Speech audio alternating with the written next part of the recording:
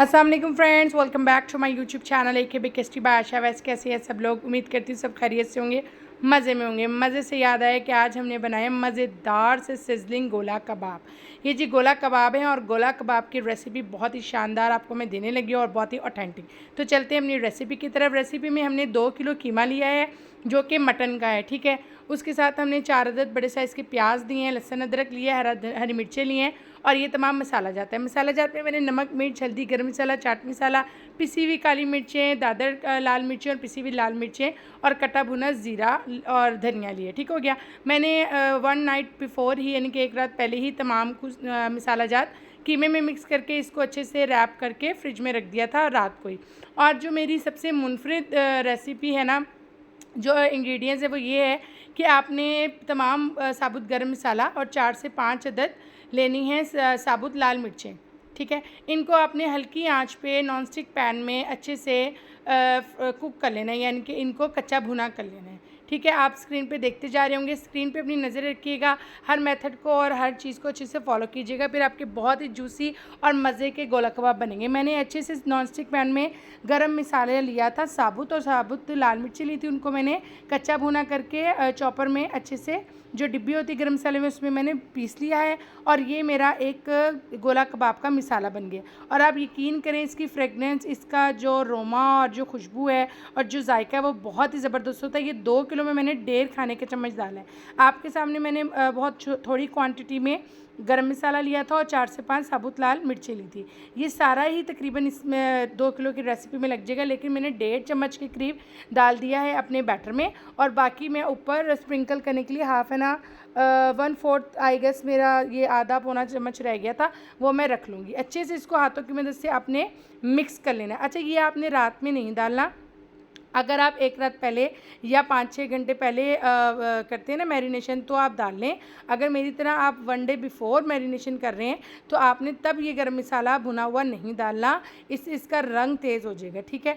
आपने इसको जब आप बनाने लगे हैं कबाब, जैसे अब मैं कबाब बनाने लगी हूँ गोला कबाब, और इसमें मैं प्याज डालूँगी, हरा धनिया डालूँगी और चीज़ें डालूँगी, वो आप देखते जाएंगे। तो फिर उस टाइम पे हमने ये भुना हुआ गरम मसाला डालना है, ठीक है। हो गया पिसा हुआ।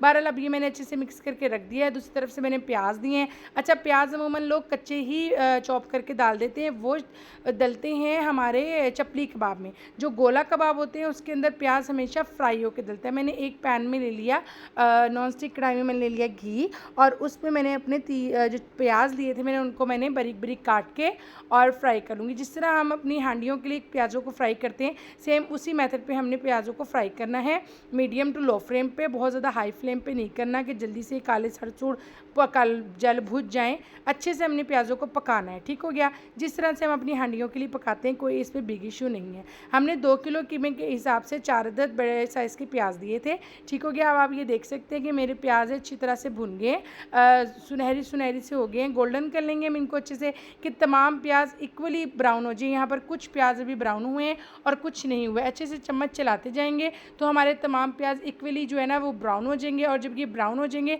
तो मैं इसे स्ट्रेनर की मदद से स्ट्रेन कर लूँगी, यानी कि इनको ऑयल से निकाल लूँगी घी में से, और अच्छे से स्टेन करके किसी पेपर पे या कपड़े पे आप इसको फैला लें। थोड़े से ये खुशक हो जाएँ तो इनको फिर हमने चॉपर में चॉप कर लेना है, ठीक हो गया जनाब। तो रेसिपी अगर आपको पसंद आती है, मैं हमेशा आपको ऑथेंटिक रेसिपी देती हूँ। आपको पता है कि मेरा ताल्लुक जो है वो एक ऐसे घराने से है जिनके रेस्टोरेंट्स हैं, तो मेरे पास हमेशा ऑथेंटिक और पायदार रेसिपी होती है। और मेरी रेसिपी ज़रूर ट्राई किया करें, फीडबैक भी ज़रूर दिया करें कि आपको मेरी रेसिपी कैसी लगती है। मैं हमेशा आपको कमर्शियल लेवल पर रख के रेसिपी देती हूँ, और ऑथेंटिक रेसिपी होती है। आप इसको प्रॉपर तरीके से अगर जिस तरह मैं बताती हूँ उस तरह फॉलो करके बनाएं तो आप ज़रूर इस चीज़ को ख़ुद भी एनालाइज़ करेंगे कि मैंने आपको कितनी अच्छी रेसिपी दी है।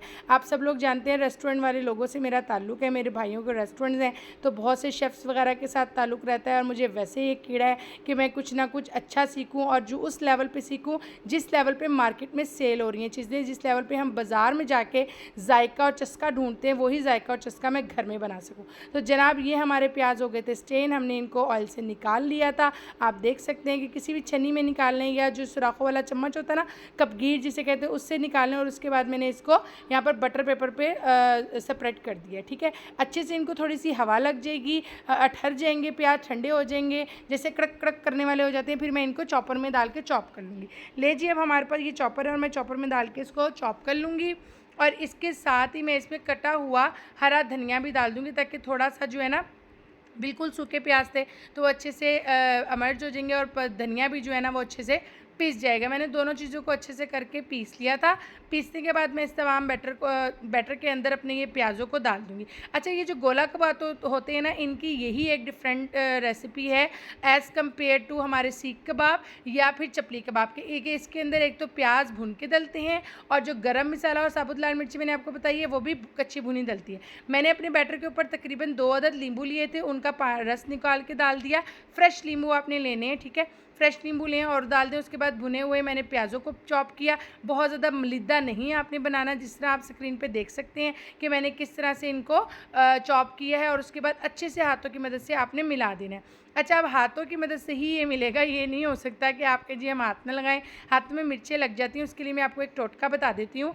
वो ये है कि जब भी आप इस तरह का कोई बैटर अपने हाथों से मिक्स करते हैं तो ज़रूरी आपको जो है ना वो मिर्चें लग जाती हैं। तो आपने क्या करना है, उससे पहले अपने हाथ को ऑयलिंग कर लेनी है या घी लगा लेना है। अच्छे से आप अपने सीधे हाथ पे घी या ऑयलिंग कर लेंगे ना और उसके बाद आप बैटर को मिक्स करेंगे तो आपके हाथ कभी भी जलेंगे नहीं, आपको मिर्चें नहीं लगेंगी। ये बहुत ही आजमूदा नुस्खा है मेरा, आप ज़रूर इसको भी ट्राई कीजिएगा। उसके बाद मैंने एक स्ट्रॉ ले लिया था, मेरे पास पाइप पड़ा हुआ था हार्ड सा, उसकी मदद से मैंने गोला कबाब बनाए। वैसे तो हाथों से भी गोला कबाब बन जाते हैं, लेकिन इसके बीच में जो एक हॉल है ना वो इसको अपने मुनफरिद करता है, अपनी रेसिपी को, स्टाइल को मुनफरिद करता है। और वैसे भी अगर हम अपनी घर में बाज़ार वाली लुक लाना चाहते हैं और रेस्टोरेंट जायका भी चाहते हैं और रेस्टोरेंट जैसी लुक भी चाहते हैं तो हमें उसके लिए थोड़ी सी चीज़ें करनी पड़ती हैं। अब रेस्टोरेंट्स वाले तो सीखों पे लगा लेते हैं, हमारे पास सीख नहीं है, तो हमारे पास अगर कोई स्ट्रॉ है, कोई पाइप है, या अगर आपके पास स्ट्रॉ या पाइप नहीं है तो आप चम्मच का जो बैक साइड का रॉड होता है, जो जिसे हम चम्मच पकड़ते हैं, उस जगह से भी आप गोला कबाब बना सकते हैं। ये लगभग 1.5 से 2 इंच तक के लंबे होते हैं और 1 से 1.5 इंच तक का ये मोटा होता है। ले जी, मेरे गोला कबाब बन गए थे झटपट बातों ही बातों में। और उसके बाद मैंने इसको घी के अंदर नॉन स्टिक पैन में घी में रखा और 2 से 3 मिनट के लिए हम इसको कुक करेंगे। उसके बाद देन हम इसकी साइड चेंज करेंगे। उससे पहले हम साइड चेंज करते हैं तो इसके टूटने का भी डर होगा, लेकिन अल्हम्दुलिल्लाह सुम्मा अल्हम्दुलिल्लाह मैंने जब भी कभी शामी कबाब बनाए हैं, गोला कबाब बनाए हैं, सीख कबाब बनाए हैं या मैंने कोफ्ते बनाए हैं, अल्लाह के हुक्म से मेरे कभी कोई चीज़ टूटी नहीं है, क्योंकि मैं प्रॉपर रेसिपी को फॉलो करती हूँ, प्रॉपर हर चीज़ को सोच समझ के, और जिस तरह मैंने अपने बड़ों से सीखा उस तरह ही आप लोगों को आगे कन्वे भी करती हूँ, उसी तरह से बनाती हूँ। अल्लाह मेरी दादी को जन्नत नसीब करे, उनसे मैंने कोफ्ते बनाना सीखे थे और अल्हम्दुलिल्लाह आज तक मेरे कोफ्ते ना कभी टूटे और ना ऐसा हुआ कि वो ठर गए हों या वो टाइट हों। बहुत सॉफ्ट और मज़े के बनते हैं और गोला कबाब भी बहुत सॉफ्ट और जूसी बने हैं। आप इस रेसिपी को ट्राई करेंगे तो आपको खुद यकीन हो जाएगा कि मैंने आपको कितनी ऑथेंटिक और कितनी मज़े की रेसिपी दी है। ले जी जनाब, यहाँ पर हमारे गोला कबाब हो रहे थे रेडी। तो मैंने जो चूँकि थोड़ा सा रेस्टोरेंट स्टाइल देना था तो उसके लिए मेरे पास थी सिजलिंग ट्रे होती है, जिसके नीचे वुड का एक पैनल होता है और ऊपर लोहे की एक प्लेट होती है। उसको हम चूल्हे के ऊपर तपा लेते हैं, यानी कि गर्म कर लेते हैं, और देन उसके ऊपर हम अपना जो भी हमने अपनी कबाब हैं, टिक्के हैं, जैसे रेस्टोरेंट्स में आते हैं शू कर रहे होते हैं और वो ऐसा ज़बरदस्त माहौल लगता है ना कि दिल करता है बस यार जिस टेबल वाले ने ये मंगवाया ना शू उसी की टेबल पर चले जाओ। तो बहरहाल मुझे शौक़ है बहुत ज़्यादा, तो मैंने अपने घर में भी सिजलिंग ट्रेज़ रखी हुई हैं। मेरे पास 2-3 तरह की हैं, अगर आपके पास है तो ठीक है, अगर नहीं है तो आप इस पोर्शन को स्किप भी कर सकते हैं। लेकिन कोई ज़रूरी नहीं है कि आपने सिजलिंग गोला कबाब हैं तो आपने सिजल ट्रे में ही रखने हैं। अगर आपके पास सिजलिंग ट्रे है तो वेल एंड गुड, अगर नहीं है तो नॉट अ बिग डील। आप इसको एज ए किसी भी अच्छी ट्रे में सर्व कर सकते हैं, सैलड के साथ, रायते के साथ, और बच्चों को खिलाएं केचप के साथ। और इसके अलावा इसको आप मिसाले में भी डाल के खा सकते हैं रोटी के साथ। तो जी जनाब, हम लोगों ने तो हमारी पूरी फैमिली ने गोला कबाब को जो है वो छुरी कांटे के साथ ही इंजॉय किया। हम लोगों ने इसको रायते, सलाद और रायते के साथ खाया, बच्चों ने केचप के साथ खाया, बहुत मज़ा आया। और गोला कबाब की रेसिपी बहुत ऑथेंटिक है, आप ज़रूर इसको ट्राई कीजिएगा, फ़ीडबैक भी ज़रूर दिया करें, मेरी रेसिपी को शुरू से एंड तक ज़रूर देखा करें। और रेसिपी अल्हम्दुलिल्लाह मैं ऑथेंटिक देती हूँ, कोई डंडी मंडी नहीं मारती। और इंशाल्लाह ताला एक सब्सक्राइबर ने कहा था कि आप डिस्क्रिप्शन में भी लिख दिया करें। देखिए मैं खुद वीडियो शूट करती हूँ, फिर खुद एडिट करती हूँ, वॉइस ओवर करना होता है, तो बहुत ज़्यादा काम होता है। उसके साथ साथ ये सब कुछ करना मेरे लिए थोड़ा मुश्किल है, लेकिन इंशाल्लाह ताला जैसे जैसे आप लोग जो चीज़ मुझे सिखा रहे हैं इस तरह से मैं चल रही हूँ। जिस तरह से मुझे लगता है कि अगर आप लोगों ने कहा है तो मैं आपकी राय का भी ख्याल करती हूँ। और इंशाल्लाह ताला मेरी पूरी कोशिश है कि बहुत जल्दी मैं वो चीज़ भी स्टार्ट कर दूँ कि पूरी रेसिपी मैं डिस्क्रिप्शन में भी लिख दिया करूँ। उसके लिए टाइम टेकिंग बहुत ज़्यादा होता है, लेकिन इंशाल्लाह ताला मेरी पूरी कोशिश है। बहुत जल्द आप लोग देखेंगे कि मेरी रेसिपी की जो इंग्रेडिएंट्स हैं वो डिस्क्रिप्शन में भी मौजूद होंगी।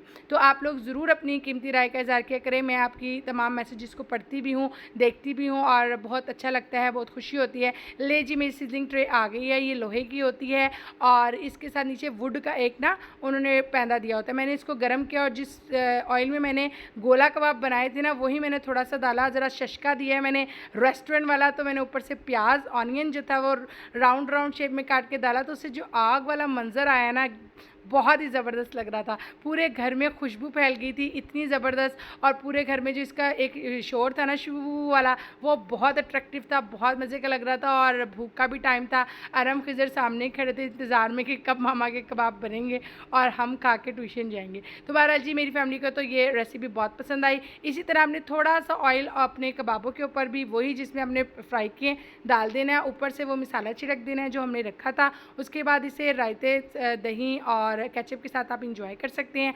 मुझे दीजिए इजाज़त, दुआ में ज़रूर याद रखिएगा, इस रेसिपी को ज़रूर ट्राई कीजिएगा। सिजलिंग गोला कबाब ज़रूरी नहीं है कि आप इस ट्रे में ही इसको सर्व करें, आप अपने आम ट्रे में भी कर सकते हैं। अपना बहुत सारा ख्याल रखिएगा, दुआओं में याद रखिएगा, चैनल को सब्सक्राइब करना मत भूलिएगा। वीडियो को शुरू से एंड तक ज़रूर देखा करें। फ़ी अमानिल्लाह, अल्लाह हाफिज़।